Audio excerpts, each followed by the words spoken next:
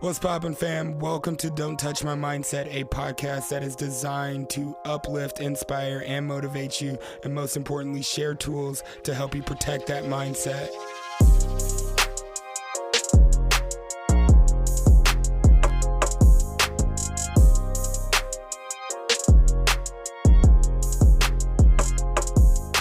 Ooh, I'm excited. I'm excited to be here. As my good friend Brandon would say, why you so excited? Jay, why you so excited? Yo, welcome back. I am your host, Jay Chase. If this is your first time here, please rate, review, subscribe. If anything resonates with you from this episode, share with a friend. Share with a friend. If you missed last week's episode, go back and watch it. I'm in a real season of growth. I'm in a real place of becoming who I've set myself out to be. And I really don't want anyone to touch my mindset on that track or that journey of becoming. And that's why we come here every single week, bring you a new mindset. And I just want to bring something to the forefront of your mind. Quarter one's over. Like, this is the last week of quarter one. So whatever goals, dreams, aspirations you set January 1st, how are you doing? How are you doing on achieving those goals, dreams, aspirations? Are you on track? Did you get off track? I got off track. It's okay. I got off track. And it's so interesting that quarter one is over because I believe in two timelines. Two timelines. This is how I measure my life. This is the commitments I make to myself. And I'm going to share that with you today. I want this mindset to be two timelines. What timeline am I operating from, right? And no, I'm not talking about past or future. I'm talking about 90 days or 10 years. Like, which timeline does this move under? And the reason that I say that is because I want us to focus on moving forward. Like, we've already lived the past. We've already been there, and we're not going to let our past determine who we are moving forward. So today is all about breaking down these two timelines and how I use this framework to move my life in the direction that I want it to go. I'm super excited about today's episode. Like I said, please rate, review, share with a friend if anything resonates. Let's look at the two timelines. But first, I always start off with a quote, and today's quote comes from Jim Hightower. The opposite for courage is not cowardness. It is conformity. Even a dead fish can go with the flow. So I really want you to think about your life. Think about the direction it's headed. And think about, is this the direction that you want it to go? And if not, ask yourself, what external factors have pushed me in this direction? And I don't want you to conform to the environment around you. I want you to pave your own way. But the problem with paving your own way is that there's a cost to pay with that.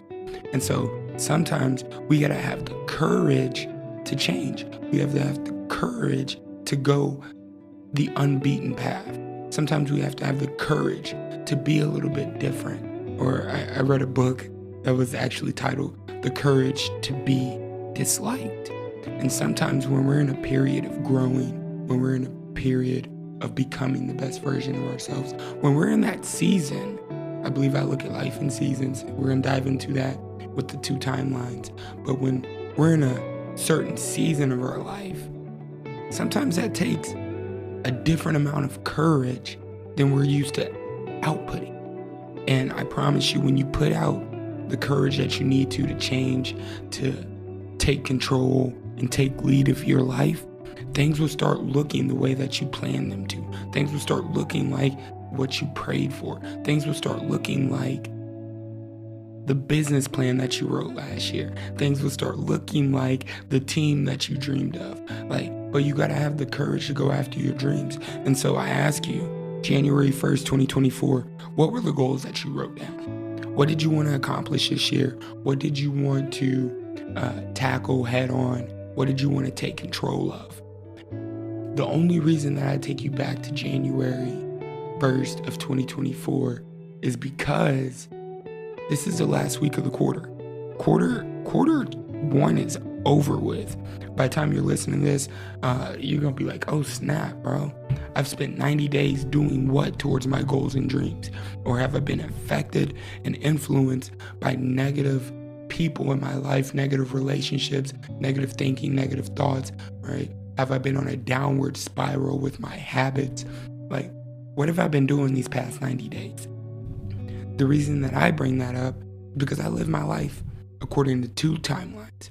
In 2017, I was released from prison. Most of you know my story if you listen to the podcast. If not, go back to season 1, episode 1, Kill the Bear, and I kind of break it down. But when I was released from prison, I only had one thing on my mind. And that was to be a good person. Like, somebody's already told me I was a bad person. Somebody told me that I did wrong. Like, I was fully accountable for my mistakes and my actions. And like, in the long run, we shape our lives and we shape ourselves. And ultimately, every decision that we make is our own responsibility. So, like, I was ready to take on the responsibility and embrace the life path that I've paved out for myself. And I said, Jay, I just want to be a good person. How do we take control of our lives from this point on? Like, how do we get a good job? How do we pay taxes? How do we, live the rest of our days happy, in peace, bliss? And it came down to me, it was like, I gotta understand what being good is.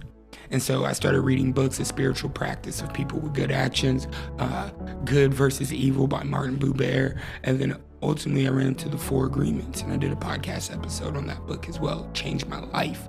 But I just wanted to be a good person. And so I told myself, for the next 90 days, I'm going to do 3 things that push me towards being a good person.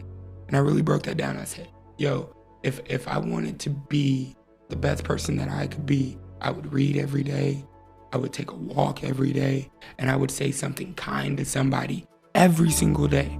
And I did that for 90 days in the end of 2017 and started my journey on development.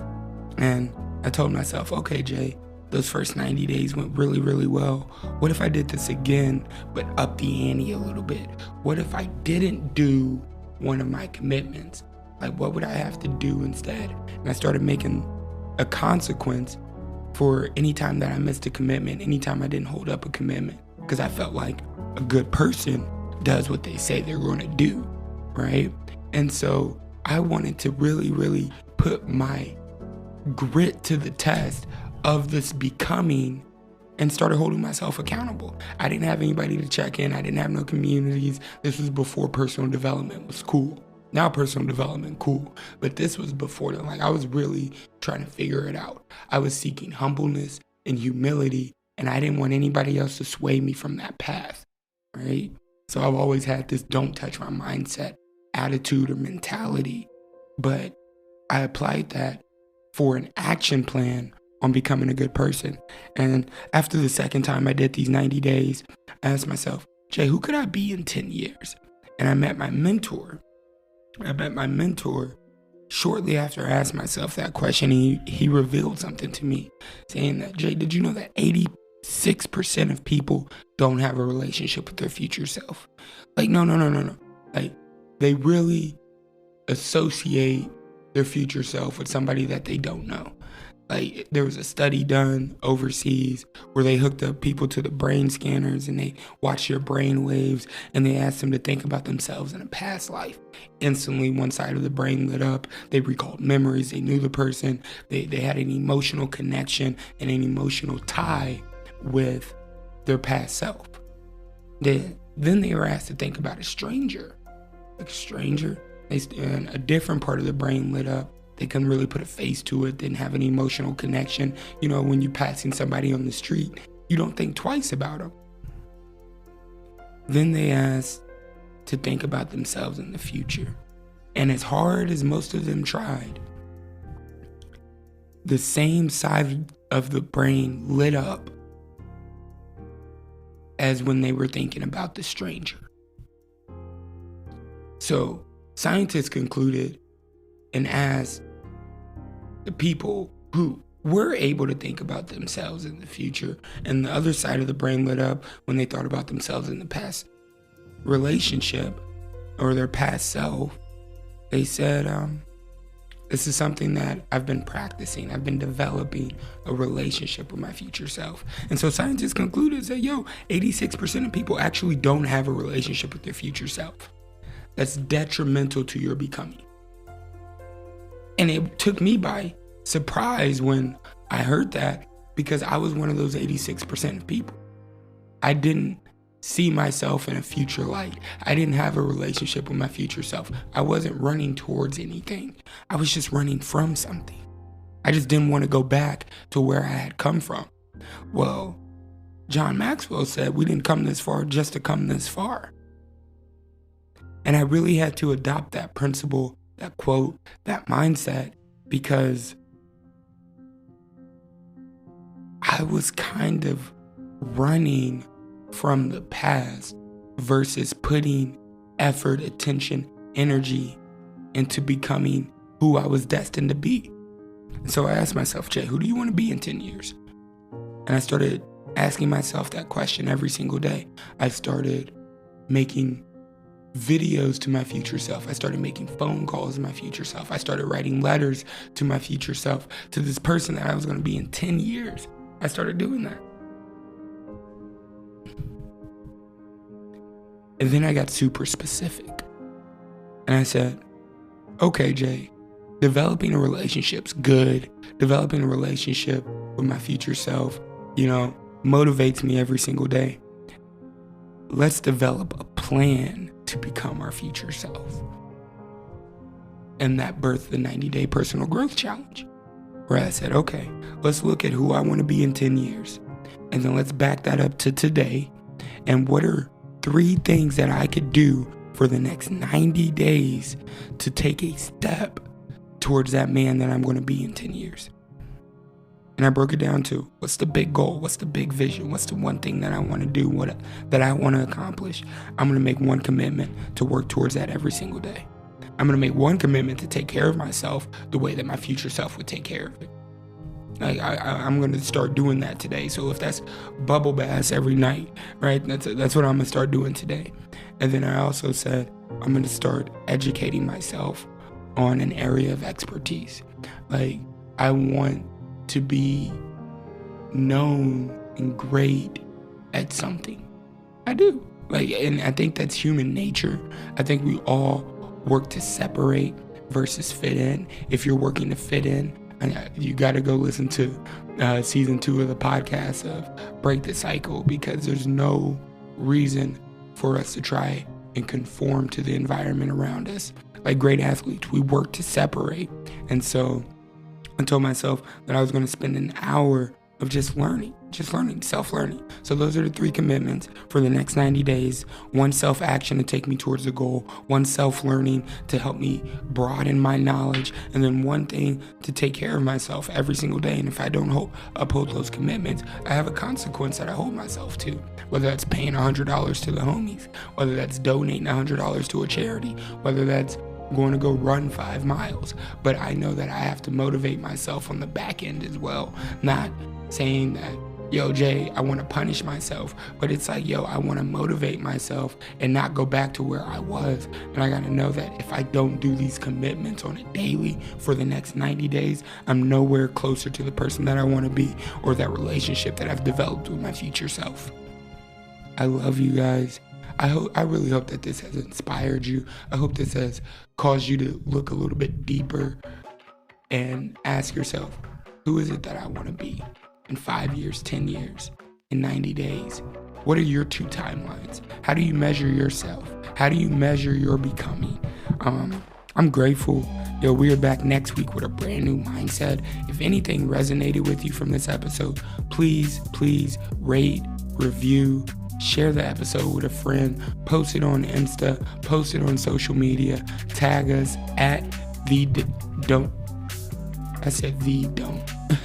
It's funny. At the J Chase or Don't Touch My Mindset on all social media platforms. I love you guys. Until next week, until next time, stay focused, stay inspired, stay connected, and please Don't let anyone touch your mindset.